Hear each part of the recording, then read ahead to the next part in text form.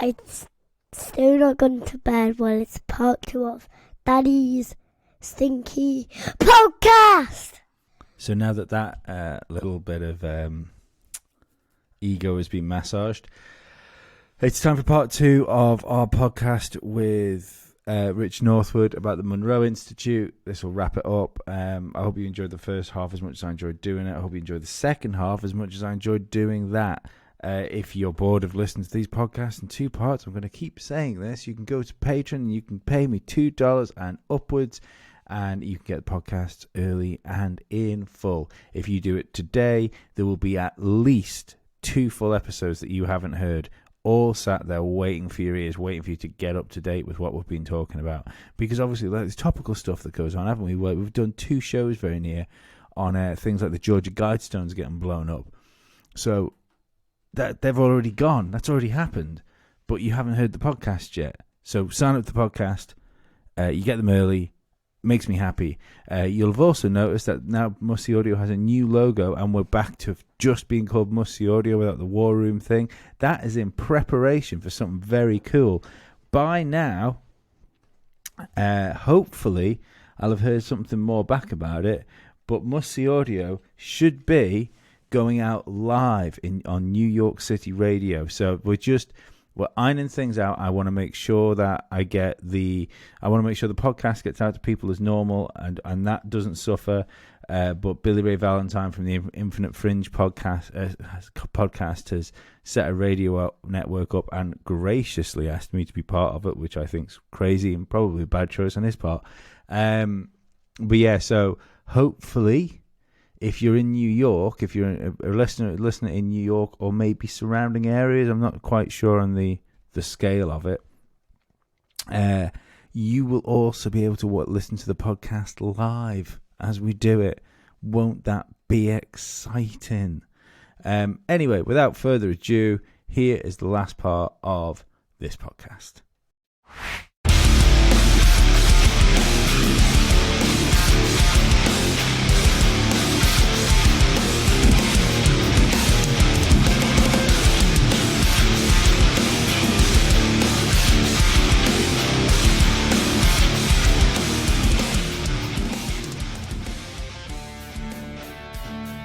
Good for you. Yeah. Don't lick it. Definitely lick it. What's the maddest story you heard? Sorry, Lee. I just wanted to know. I wanted to know what's the maddest story, Rich, that you heard? You must have met people at the Monroe Institute. Oh my God. Yeah. Okay. All right. So I'm waiting at the hotel in Charlottesville. There's a I forget the name of the hotel. It's a chain, and they were very nice there. So and I'm waiting for the Monroe Institute to show up, and they show up in this they've got just a normal minivan. So I get in, and I'm with this guy who's sat there, who's obviously a absolute hardcore Monroe Institute person, and I think he was being picked up from the airport as well, and I'd been staying overnight at the hotel, so we got driven up to the Monroe Institute, and it was, I forget how long it was, but I had to sit and listen to him, and he came out to me straight away that he had seen slips in time. He had been walking down the street, and he looked across the road, and he said that looking across the road he saw the houses, or rather the shops, at the other side, but they were all like they were 1920s shops, very, very ancient or old in their time, and he saw a horse and cart going past, and then all of a sudden he kind of like looked again, and they were normal shops, so he believed that he'd seen back in time, or some kind of render in time. And did he seem sane? And then and then he started talking to me about Pass. and It's still then he mates with him. started talking to me about the near-death experiences that he would have at the Monroe Institute. So where everybody else was having outer bodies, or they were having sort of like little chats with themselves, or whatever they were doing, he was having near-death experiences. So for those people that don't know, near-death experiences, when you don't just feel like you're separated from your body, that you go down this big tunnel of light, where you're meant to see all your relatives and things like that. That's the near-death experience that people have very often if they've been in a car accident, or if they've been in hospital and they've had an operation or something like that. Very often people believe that they've been sort of summoned along a tunnel of light, and then at some point they've been pulled back, and then someone said, "Oh, it was touch and go on the operation table. Your heart stopped for a while, but we managed to get you back." And there's a lot of tales about these things that happen. And this was very interesting because, Lee, this is why when you said you were in somewhere white, I did wonder whether at that point that you might have been close to a near-death experience. Maybe. I mean, there was nothing. I was literally in my bed. There was nothing strange going on. There was no sense of movement. You were strangling yourself. No Uncle John. You weren't going down a tunnel or anything. I did Just when I Uncle took mushrooms. You But I did, felt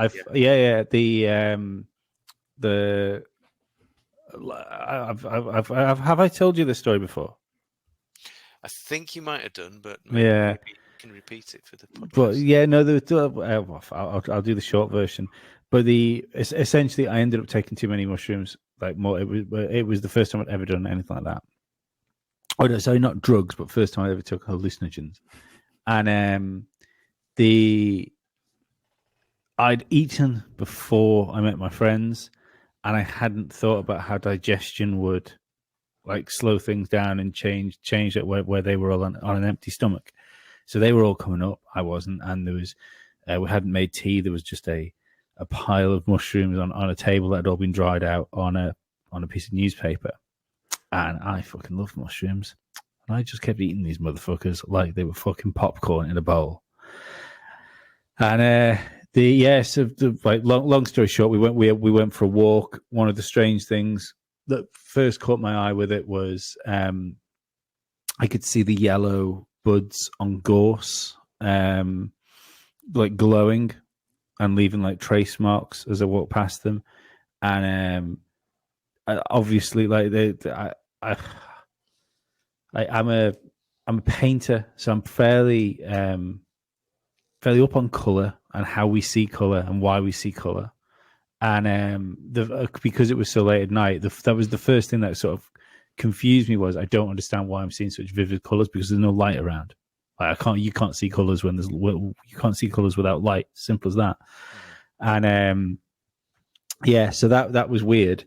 Ended up walking down a lane sucked in on me. I remember putting my hand on my friend's shoulder and saying, "I'm going to throw up," and I was violently sick. And I lay down and I tripped out for about 40 minutes in this lane. Luckily enough, I was with good friends. But what it really like resonated me with is when you hear about people doing doing ceremonies, and how before they have these great crazy experiences, they're always violently sick beforehand. Yeah, and it does that. It very much felt like that, because it was that I've been sick before. This was fucking pretty rough. But I remember the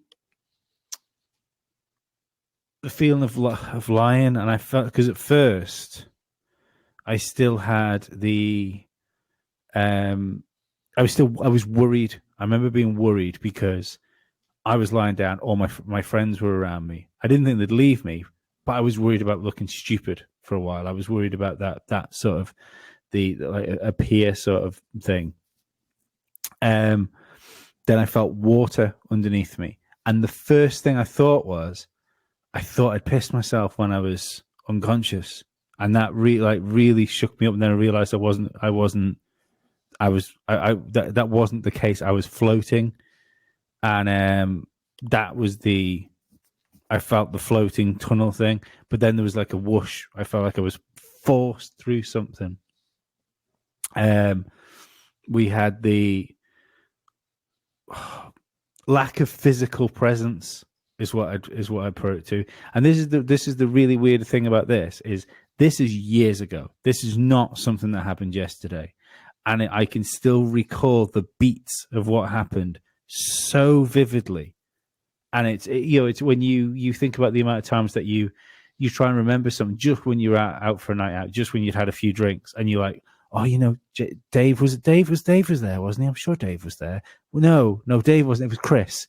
And you can't remember things. I can't remember the social aspects of that night. I can't remember what we were beforehand. I can't remember what we were talking about when we were sat in that living room. But from the beats from when we went out for a walk, and essentially when I started having these experiences, I can remember those like they happened fucking yesterday. It's weird. So like proper typical or stereotypical, like colors, large colors. I felt like it was surrounding me. I'd say I felt like I was floating there with it because there was depth to it, but I didn't feel like I was floating because I didn't feel like there was anything around me. As in person.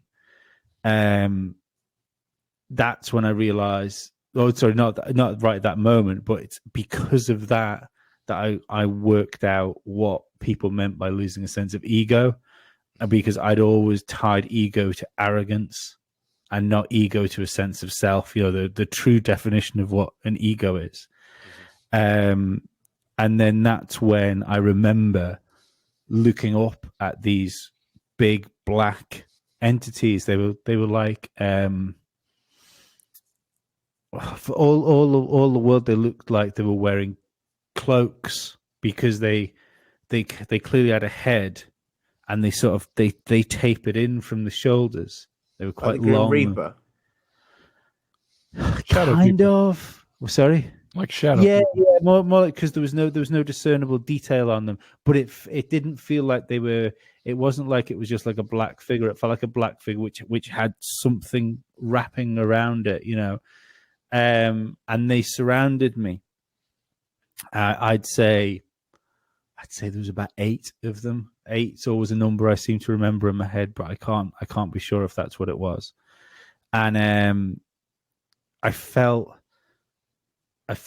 small, and I felt young, like almost like a child must feel when you've disappointed parents or you've disappointed adults. I felt small around them. I didn't feel worried, and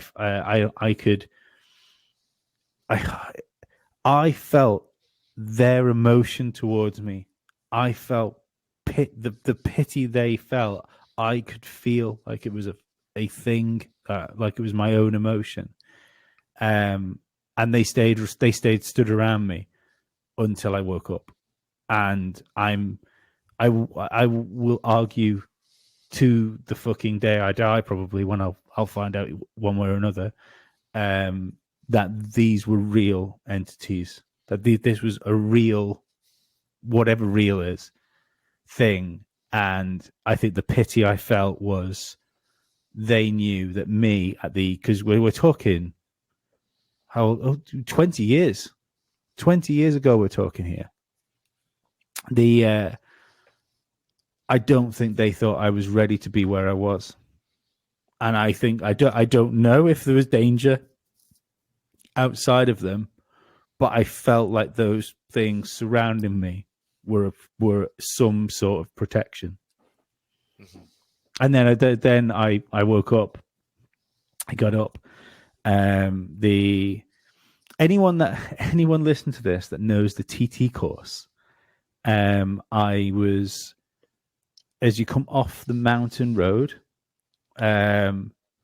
before you go back up the hill towards Signpost Corner and the dip, there is a road that comes down from a reservoir, and we were walking down the road from the reservoir, and then from that point, as soon as you get onto the main road, which is when you get onto the TT course, it opens up a little bit. You can see the sky and stuff like that. And I remember the sky being like a pink peacock pattern, like it was just. But you're still talking like this is 4 or 5 o'clock in the morning. I could see everything. Everything around me was bathed in this pink light, and it was a strange feeling, like a relief that something had happened. Although, I mean, I've taken drugs in the past. When I was younger, I've taken ecstasy far too many times than I can remember, because I never got on with it. But I was just taking it because everyone else was taking it around me, and it would always end up with me sat in a toilet somewhere going, don't feel too good about this. What I'll do is I'll go home. If I just go home, everything's fine. I'll just go home. And then what happens is I go home and I'm sat in my bed going, whoa, could really do with being out right now. Yeah. So, but there was never, through this whole thing, and even like essentially experiencing the closest thing to death I have ever experienced in life, I was never worried. I was never scared of it. It was a strange experience. It's exactly the reason that, regardless of what the consequences could be, if I was given the opportunity of taking DMT or ayahuasca, I would fucking jump at it. You know, they have mushroom strains now that are absurdly strong. Yeah. You just get you one of those. Well, yeah. I would like to see Lee do a live show on mushrooms. Do you know what? I think give him a paintbrush and just say, paint your room. I think that would be the worst thing. I think I would be, but given my sense of humor, without doubt, I'd have come out of that show offending everything. Like every single thing would be offended. Every being on the planet. I would be every phobe and ist you could possibly imagine. Yeah, the one dangerous thing about doing the drugs is that once you're on that trip, and they don't let you off. Until it's out of your system. This is why Lee would prefer to do DMT, because if I can hit something that's going to send me to Mars and back again in 15 minutes, it's probably because that's always been my thing. It's always been the thing of, you do something, you go, I've got fucking 4 hours or 5 hours of this, 3 hours of it at this level I'm at right now. It's not. That's not a good time. Speaking on the Mars thing, because yours is remote viewing, yeah, and picking up things maybe from the future to remote view the future. But have you ever tried is it astral projection? Yeah, and the interesting, I keep saying the interesting. It's everything's interesting to me. When I picked up astral projection after, while going into the Monroe Institute and doing all their tapes and stuff like that, I had a real period where I was disturbed by what I would call tricksters, in as much as I would find myself separated from my body, and then something would jump in front of me and I would just be back in my body again. There was an influence that sought to say, okay, no, you're not doing that, and I would get jumped back into my body again. Did you see what would jump in front of you? Did it have form? Yes, it did. And this is going to sound really stupid. Have you ever seen the cartoon, or I think it was it's a Raymond Briggs cartoon called Fungus the Bogeyman? Yes. Is that the one with the fairy in as well? I don't know.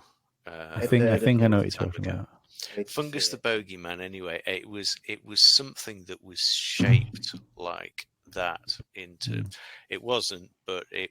Do you know what I mean? It was a very large, sort of slightly overweight, not quite human form that would just come upwards in front of me like that, and it would, the face would be right in front of me, but I wouldn't necessarily see it, and I'd be back in my body again, and that happened quite a few times. And that you talk about a trickster, that would be my trickster that would affect me, and that was the only real time that I encountered anything that was problematic for me. And it was just, and I still don't know whether that was just a part of me saying, yeah, that's the one, Fungus the Bogeyman. Yeah, it looked like that. You've it just jogged my memory here, because I've been wanting to bring this up for a while now, and I keep forgetting it. And whenever I've been doing some sort of show, it's never been the time, but this very much the time. My son is 4, he's 5 years old in 3 weeks' time, and he ever since, like, basically since he could communicate with me, but like before he could speak, he'd wake up after having a nightmare, and this went in like sections of him being able to communicate, and he'd have like he's obviously had a nightmare, and he'd wake up scared, and I'd say, "What's up, mate? Are you okay?" And he'd just start doing that, making like a wavy motion with my hands. Now, he did this fucking on the regular, and for a period of time, and then as soon as he started to get words out, as soon as he had some sort of words for it, he'd start like spinning his hand, and he's like water. And then maybe sort of last year, where we can actually talk about it and find out. And he's been having, like, from 0 years of age, a reoccurring nightmare that he's on a boat that's going really fast, that's headed towards rocks, and he has to jump out of the boat. And even when he was like, so even when he understood what a boat was, and he was telling me how it's fast boat, and I had to jump out, and then he kept trying to explain, like putting his fingers round and round and round and round, because he didn't know what a rotor blade was. Mm-hmm. So he was trying to explain to me that he could see the engine of this thing without being able to explain, without knowing what he had no fucking idea what is beneath the water on a boat. That he was trying to explain it to me, and it's really weird. And he's it's not it's quite strange what's happened to it, because he's kind of took the dream now, it seems, because he still doesn't like having it, but he's inserted my dad into it. So now when he's on the boat that's going really fast, it's always, I was on the boat with Granddad. It's been a really weird one, and like to the point, because, and I don't really believe in I don't think I believe in past life regression. I don't think I believe in reincarnation, because it feels like a hideous waste of time. It feels like a hideous waste of time to, if that's what happens, to go through life without the previous knowledge of the lives you've had. Feels like a real kick in the dick. I would agree. One thing though, I will say, Lee, if your dad ever pops around and says, I'm taking him on a boat trip. No, you're not. I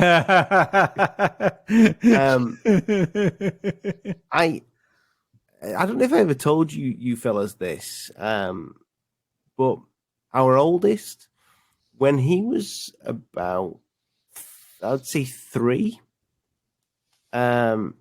he once turned around to my wife and said, "Mummy, when you was little, I was your dad.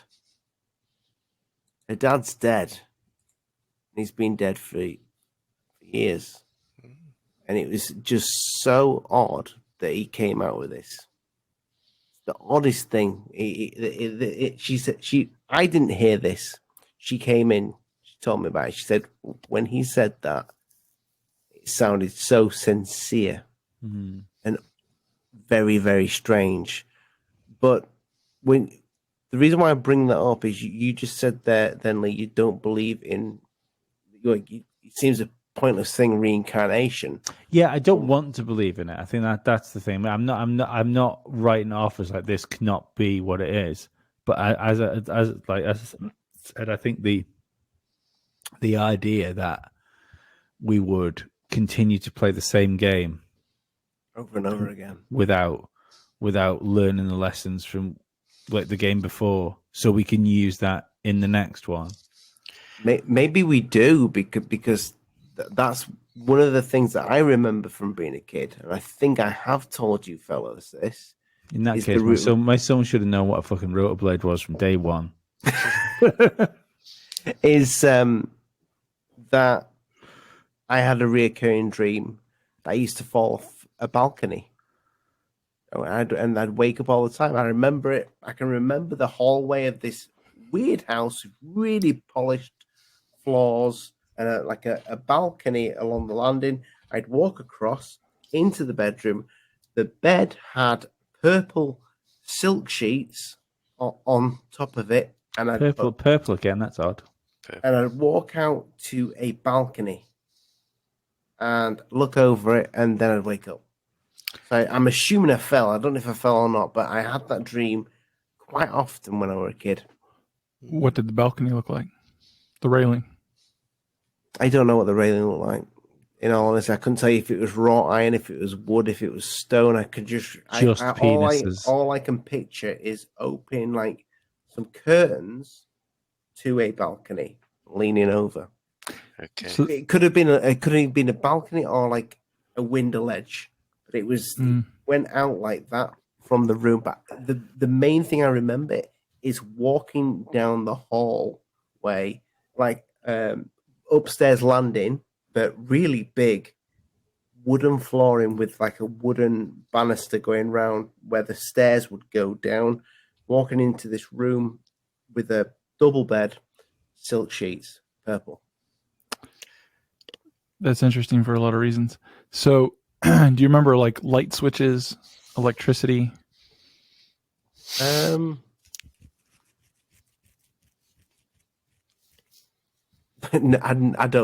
don't recall them. I'm not saying anything that on. You're just walking around. Now this is interesting. Didn't turn anything on. No. If you're having an out of body experience, or if you're having a lucid dream, the light switches don't work. Why do you ask about the light switches? Because one of the things you can do is when if you're going about your day, what you should be doing is what we call reality checks, and that is every time you become absent-minded or something like that, you say, okay, you try and turn round 360 degrees and look all the way around you. Try looking at your feet. Try turning the light switches on and off. All of these things won't work when you're in a dream properly. And at that point, if things don't work, so if you get in the habit of reality checking, you will eventually wake up in your dreams and you will have what we call a lucid dream. A lot of people work on doing that kind of thing. And there's details you gave in that dream. So one, depending, if you're coming into a dream. But the other reason I ask is if you're having it repeated, that's not a normal lucid dream thing. But I'm looking to try and date it by a period. Oh, I get you. Yeah. Yeah, you're given wood floors. You're telling me it's European, Prussian, something like that. It's not Middle Eastern. It's not African. It's not American. Wooden floors. But there's also like polished stone, polished marble, large rooms. No marble. It's all wooden floors. No, all wooden floors. Wooden banister with a wrought iron railing. I think wrought iron railing with the wood on the top. Okay, it's definitely European. The silk purple sheets, I'm looking for a period date. Purple dye for a long time throughout history was unbelievably difficult to get. It was a fucking color of royalty. It was a big deal. You had to get it from mussel shells and shit. Like, no, I mean, seriously, it was a big deal for fucking a couple thousand years. Like if you had a purple textile of some kind. My grandma also had purple sheets. At my grandma's house. A different thing. Yeah, but that's when relatively new times. But so silk, purple and silk, if it's a reoccurring dream versus a lucid dream or maybe a past life trying to come through. Like I'm trying to simple questions without leading you down the path. Ollie used to simple things. Or Ollie used to creep on his nana when he was little. Yeah. Oh, I guarantee that. That's a given. Yeah. I say silk because they looked. So silk in my head is shiny, and they look shiny-ish. So that's another thing. Depending on the period, silk. I mean, even today, silk sheets are expensive. But if we're talking pre-1900 silk sheets, are you fucking kidding me? Yeah. It let alone dyed purple. I don't remember any lighting though, Dave. It did seem old. This building seemed old. Weird. The windows. How high were the ceilings? Do you remember the ceiling height? Do you remember stained glass windows? No. Do you remember the window style? I don't remember any windows other than a balcony. Do you remember what the curtains felt like? I don't remember feeling anything. So that's interesting in itself. I don't remember feeling any sort of... You opened the doors, didn't you? No. You didn't open the doors onto the balcony? Any door. I'd walk straight through. There were no door. Right. Stop eating pizza before you go to bed. So here's a good one then. All right. So if we're talking about these, so around the age of 13, I started having a recurring dream, and the recurring dream was as follows: I would drive on a motorbike to a stately home where there was a very unusual shaped swimming pool. Now, this pool was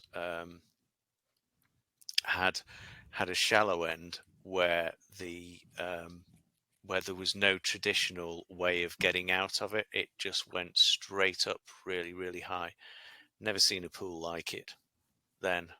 It was totally alien to me.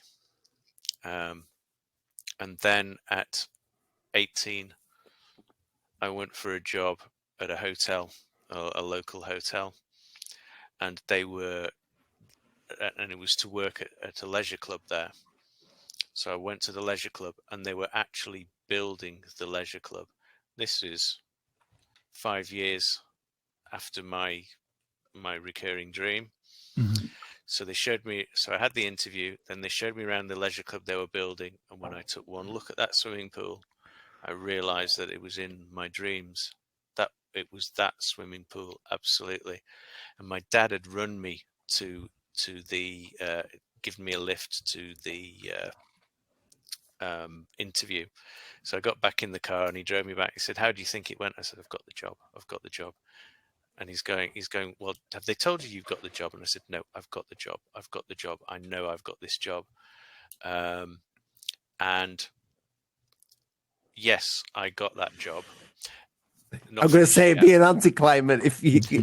I did not get the job. And I got the job, and what I was doing was cycling there every day.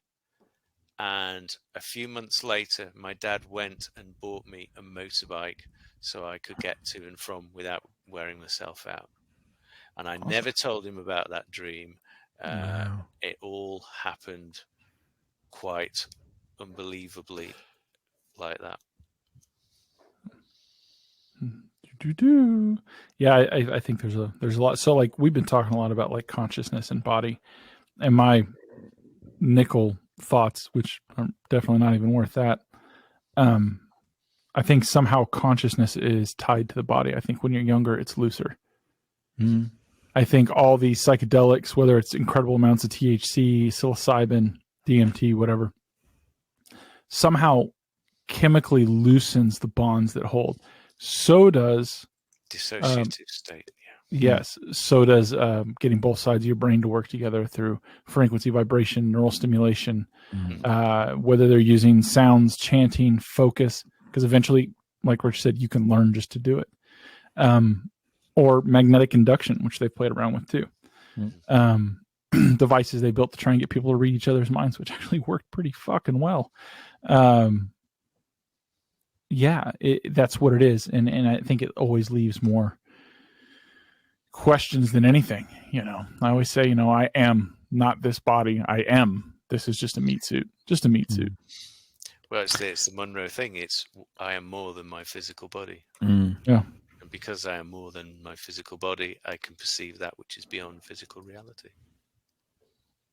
Maybe I think some people just can. Like when I hear Lee's story, and it makes more sense when you talk about Lee, what you had your out-of-body experience when you were a kid and some of those. I think some people naturally slip into it. They don't understand it. It's maybe not even something they pursue. They can just do it.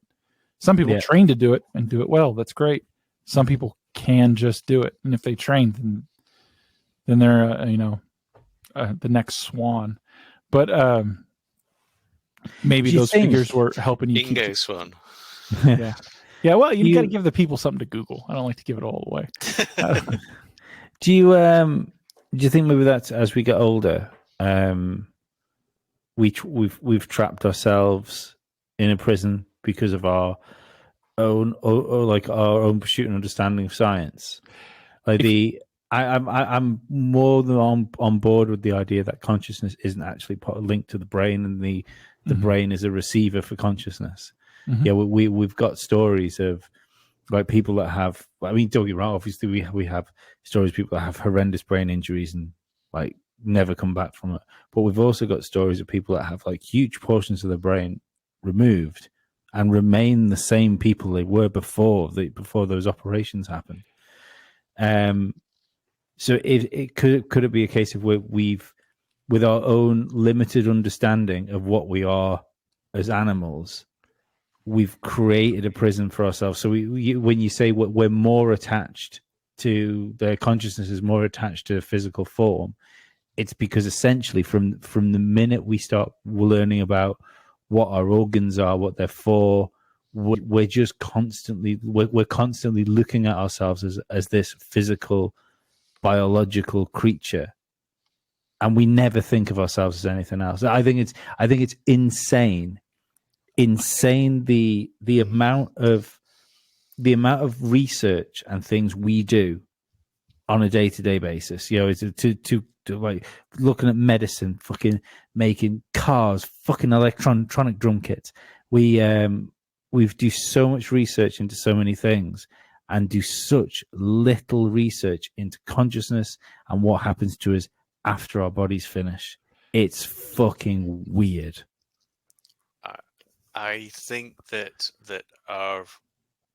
when we're looking at our consciousness, I keep going back as it is a model, and you never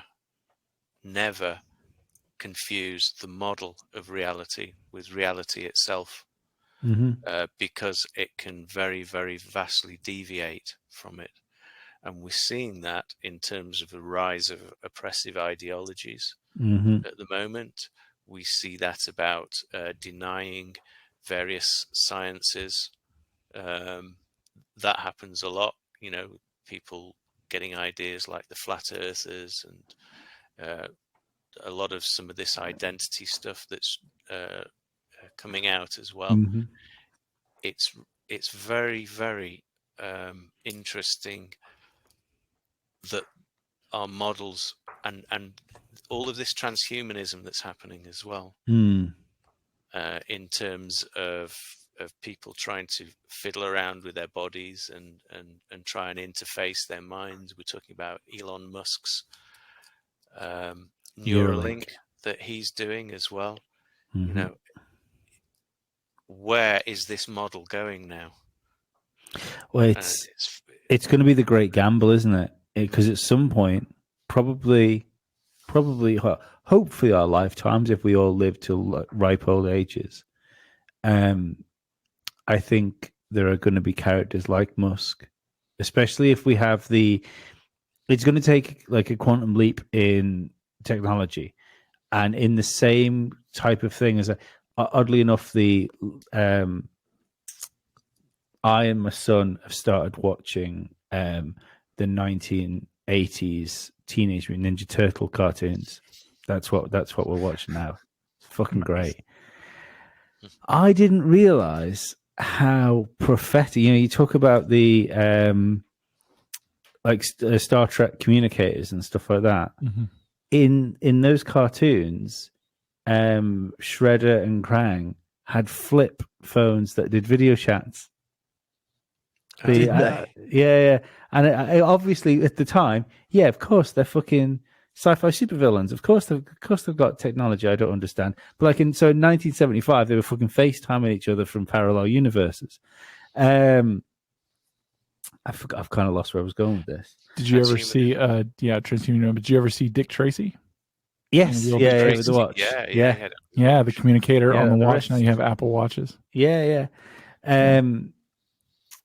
Yeah, sorry, I think I've got where I was going. So, but to speak to that, like you were talking, does learning more or this or that, somehow subjugate or bind us into the shell? I think kind of what Rich was talking about earlier, perception, reality. If you perceive that you are, that this is, then it is. Mm-hmm. I think. Again, just me. It's not worth anything, right? It's free thoughts.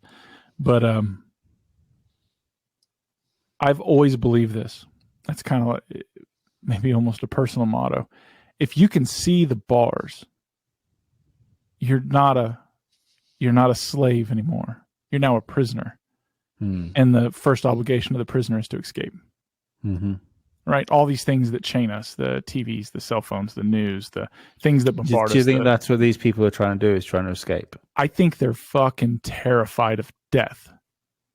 I think they're terrified of death because they live in the here and now and the material, and this is where they're powerful. But they have never given a next thought to what comes after or to anything else. Here's a thought. If there is a hereafter, and you were saying, Lee, about why we don't remember the hereafter and stuff like that. So there's a very popular thing that says that because we don't quite understand the universe, that it's a subset of a greater reality.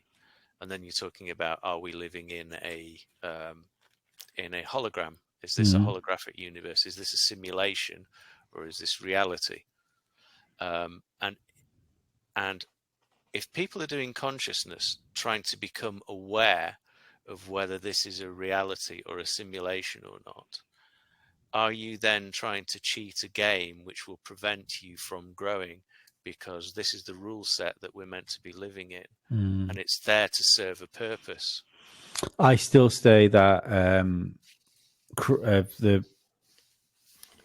the simulation theory is a religion for atheists. It's creationism for atheists. And it's I think it's almost a way of making a way to get out of, if we ever have to admit that there is something divine about people, if there's something, if we ever have to admit that there is something different about human beings and why we're here and why we have such vast intelligence compared to everything else that's on the planet, to decide, well, we are part of a simulation because at some point there is a base reality somewhere, but the minute we can create a virtual reality indistinguishable from ours, it's like it's astronomical that we would actually be the base reality from that point. I think it's a really good get out of jail free card if these people ever have to admit that there is some sort of God, because it's not God at that point. It's the creator of the simulation, and we've boxed everything into technology, and they like things being boxed in technology because that's earthly technology. It's stuff we've done that we're just saying, oh, we're just part of something slightly better than what we've already got. So once again, though, it's about how we exist and whether we're meant to thrive in this rule set or not. And denying reality is not escaping reality. No, it's not improving yourself.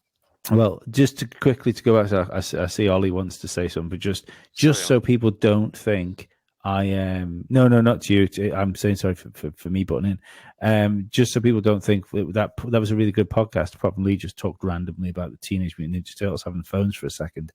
The reason I brought that up was that I think if technology takes the leap we made from no mobile phones to having something where we could just ring and text each other to having a small supercomputer in our pocket was a decade. We went from a decade from phones was something that was that were connected to your house that you had to do with a wire, and then you had a crazy cordless phone where it was still kind of shit. You couldn't change rooms, but you could kind of get up and walk around the living room with it.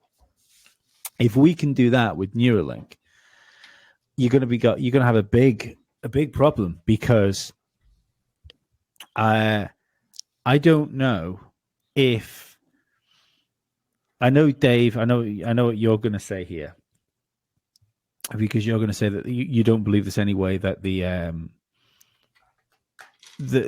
passing of a soul can be, if for want of better words, can be contained, and that if there's some way to take us into like a digital sphere, it's only ever going to be like all our memories and thoughts and things that what we've done to that point will live on in computer form, whereas we, the physical or spiritual entity, will have passed somewhere else. I'd argue that maybe the connection with Neuralink could be something that would essentially trap us, like trap the essence of what we are. You know, if you talk about the like the spirit being like looser when you're younger, maybe if we use more technology to trap ourselves into a human body, we're going to trap that thing, like consciousness, even more into it. Can you imagine the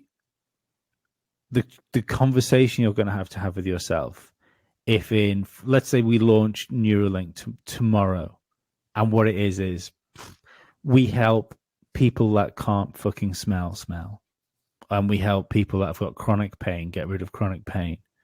But in 10 years' time, those Neuralinks are jacking us into the fucking matrix. You know, we are now sat in the same room together doing this podcast, and then what they promise is, you can do this forever.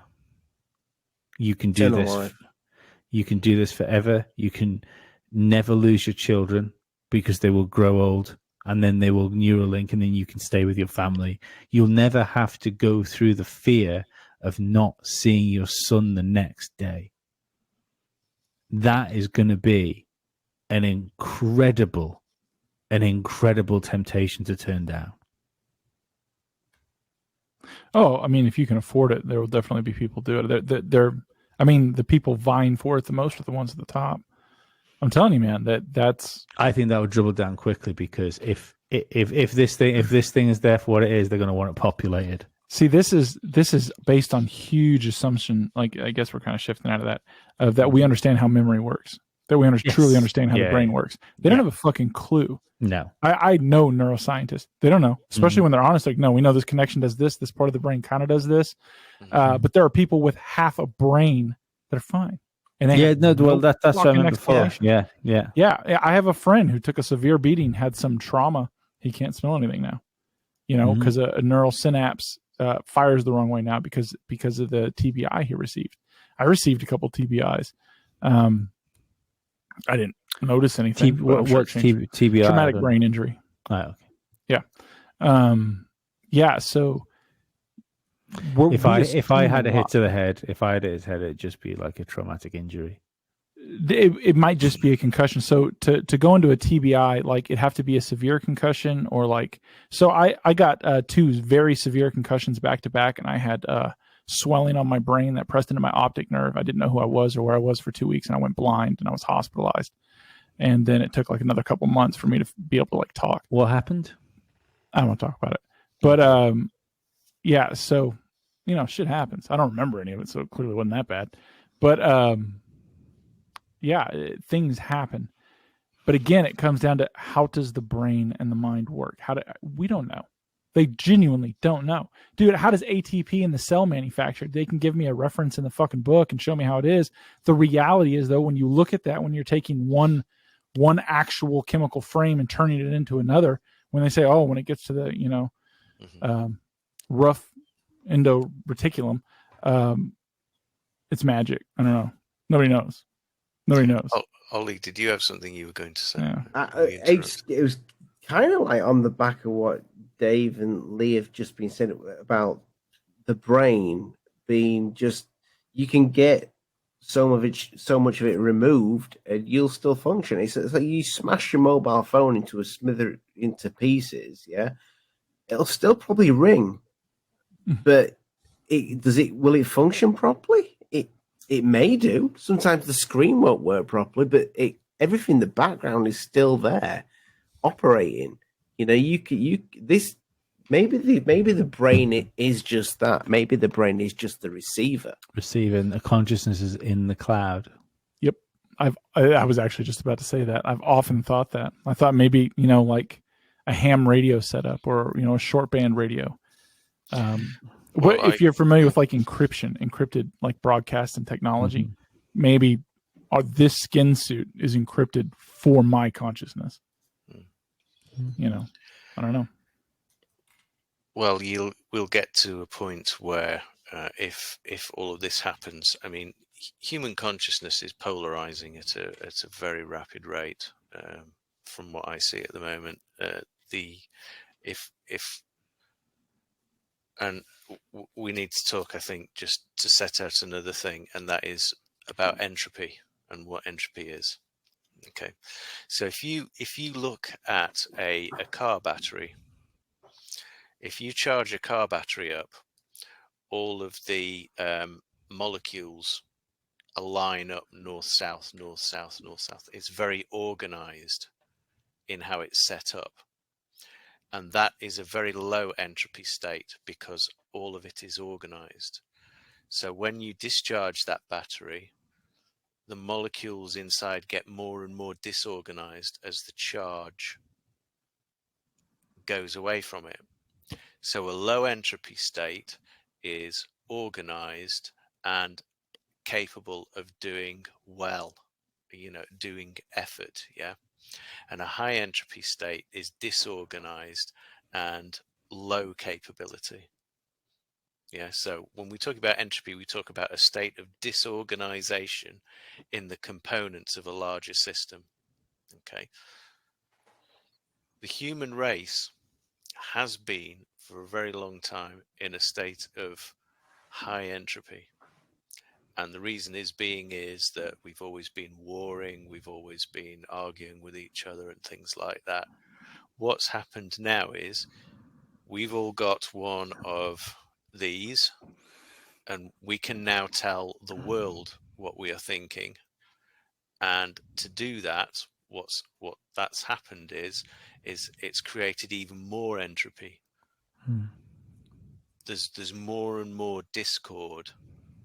At some point, there's going to have to be a point where the entropy then starts to drop down, that we start coming to a consensus generally about things. At the moment, we've been forced into 2 camps by special interest areas, and we're being pushed apart from each other. I do worry that they're going to reach back towards each other, and we're going to create what we'd call a dystopia out of it. But I hope that humanity will start seeing sense and start coming to consensus starting to lower the entropy again? I think if it's allowed to, it will, because as you say about special interest groups, keeping people segregated, on the whole, I think face to face, most people agree with each other. On the whole, I think you can have people that are very, very far right, you can have people very far left. There'll be fundamental base things that those people get on about. But maybe saying far right and far left is probably wrong. Left and right is probably right. The far is where we get the issues. But it has. I think one of the reasons that the chaos is being ignited is because the minority positions are being made to look like they're not minority positions. You can. I mean, we spoke about identity politics. I think the current discussion about like gender identity and trans stuff is a perfect example of this, because you are you have got an overrepresentation of 0.03% of the population, and that percentage is being treated like it's fucking 40%. In the same ways that this is, I think, the reason did you ever see the I can't remember what the numbers were now, but they did a survey of people in the UK where they were asked what percentage of the UK people thought were white, like nationals, to as opposed to everyone else, and like people thought it was like 40%, where it's actually like 95% or something like that. You know, we have a massively majority white population in the UK, and the problem is if you breed the concerns that these groups are outnumbering you, regardless of whether there's any real threat there or any real problem, it creates discord. And this is the thing is these special interest groups, they're not just separating people, they're separating people and they're making false arguments at the same time. They're making false threats for people to get worried about. And that's where I don't know if the convergence point on a consensus can get there if we haven't got these people creating boogeymen for us. If any of that made sense. Well, yeah, I suppose. Because it's not a level playing field. The consensus can only happen with open discourse. And if there's anything going on right now is people are trying to close discourse down at an alarming rate. Yeah. But there are always times when these things come to a head, though, and I do think there's been a very, very interesting moment that has just happened in our culture, and I know this sounds daft. Top Gun. Yeah, well, yeah. Mavericks just no. I think you're right. Well, I mean, the get woke go broke trope has proved itself correct for a long time, and it's no surprise to me that the opposite end of the spectrum is also true. Mm-hmm. You know, if you've got Netflix hemorrhaging money because they're making like certain programs aimed at certain demographics, it's no surprise that if you focus back on the opposite of that, you're going to have success. Mm-hmm. What I would argue is you would get companies like Disney, for instance, that are fully invested with going down a certain road, and they know they're going to lose money from it. Who would have thought that a Buzz Lightyear spin-off film could bomb? The only way that could bomb is that you stop making it about children's entertainment, and you try and make it some sort of ideological puff piece, which is what they've done. But they knew that was going to lose money. So for some reason, Disney, the biggest fucking money-making machine in the world, has decided it cares more about pushing an ideology than it does about making money, and that confuses me. Well, my little boy wants to see that film as well. Have they really made that decision, or are they just sort of misguided? Or I feel they've made the decision. I don't think it's misguided, because it's been going. It's been pushing this way too long, and it's too clear. The thing is, it's the you can be misguided to a point, but if my house is on fire and I turn around and say, yeah, but I really need to go home and go to bed, and someone's like, yeah, but your house is on fire, Lee. It's like, yeah, but my bed's in there. At that point, I'm not being misguided. I'm fucking stupid. I've made a conscious decision to walk into a burning building. By Disney, by pushing ideologies that don't jive with the majority of people, are walking into a burning building knowing they're going to get burnt from it.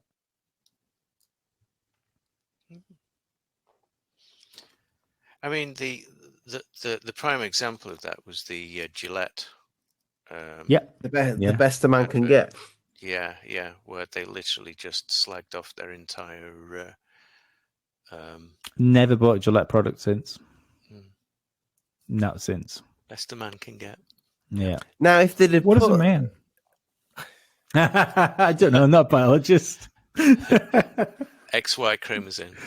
That's never going to get old, is it? Do you know what they should have done to appeal to a man? Gillette, the best a gash can get. That would have probably gone down with today's society, gone down like a lead balloon, because people haven't got a sense of humor. No, they do not. No. But gentlemen, we've gone 2 hours.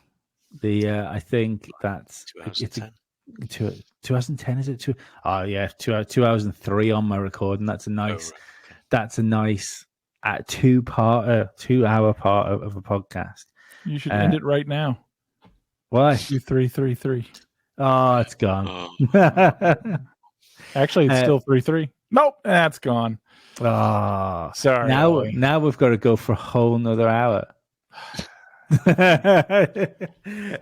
No, this has been really interesting. I'm glad we talked about Monroe Institute. I'm still going to continue to listen to the Gateway tapes. I think all the other satellite conversations we had around it were great as well. Thank you, Rich, for coming on. Thanks, Dave. Ollie was here. Tell everyone where they can find you, because everybody's got YouTube channels and stuff to do. I mean, right now, if you aren't pushing some sort of social media content, are you even a person?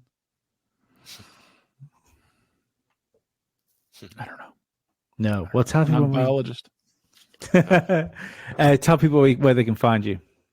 I'm Rich UFO Tech. I'm on YouTube, and also you can argue with me on Twitter. Yeah, you're a good follow on Twitter. Dave, with Black Star Paranormal, we're going to have a YouTube and website up. We just haven't launched them yet. We're still editing video and getting interviews lined up and building technology. So we'll have a website where you can buy some of that. I can't wait. Oliver. I'm on YouTube, Alien Addict. Probably one of the most knowledgeable people in ufology. I know all the big names. I know how the tech works. You've just got to go subscribe, and you'll learn about disclosure, and you'll what they are. Yeah, within months I'm going to find out. I've got skin samples, everything. Yeah. Basically, Yorkshire's own Jeremy Corbell. That is what I'm trying to get with the beard.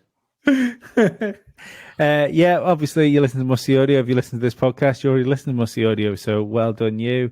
If you've listened to this podcast on the free version, that means you'll have listened to it over 2 weeks. If you want to stop doing that and start listening to them in 1 week, go subscribe to the Patreon and you will get all the shows in full and not split into 2 parts because bitch has got to make the money. We'll see you all next week. Thanks very much, gentlemen. Bye-bye. I'd love an alien piss sample. What is it? Well, you wanted to say something? Myself? Yeah. Daddy's Stinky Podcast. The end? The end, but it's a... You could easily watch it in Wild Crocodile.